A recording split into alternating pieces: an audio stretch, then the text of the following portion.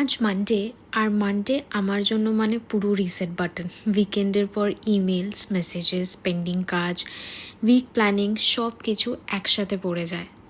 এই সকাল থেকেই বেরিয়ে পড়লাম। আমার মনে হয় ফাউন্ডারদের মানডের অর্ধেকটা রাস্তাতে আর বাকিটা ল্যাপটপের সামনেই কেটে যায়। মাঝে একটা কুইক স্টপ অ্যাট মিনিসো। আমি জানি না তোমাদের হয় কি না, কিন্তু আমার জন্য নতুন পেন আর স্টেশনারি মানে একদম একটু আলাদা এক্সাইটমেন্ট হয়ে যায়।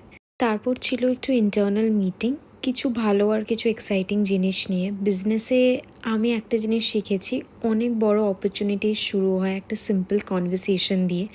সো আজকে যেহেতু পুজো চলে আসছে, সেই জন্য আগে থেকেই আমরা ডিসকাশন করছিলাম that what will be the planning and everything.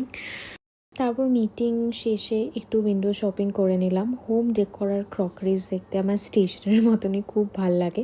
কিছু না কিনলেও নতুন আইডিয়াজ আর ইন্সপিরেশন নিয়ে বেরিয়ে আসি, কি ট্রেন্ডিংয়ে চলছে, কি কালার্স চলছে।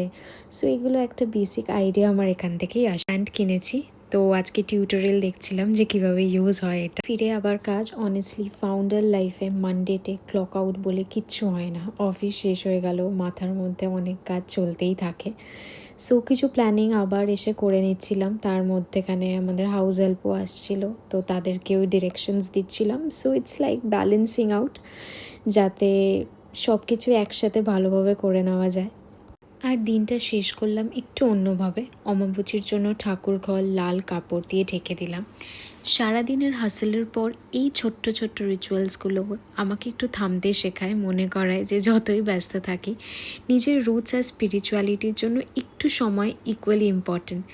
তো এইভাবেই কাটলো আমার একটা টিপিক্যাল মানডে। অনেক হাসেল, কিছু ছোট খুশি, আর দিন শেষে একটু শান্তি।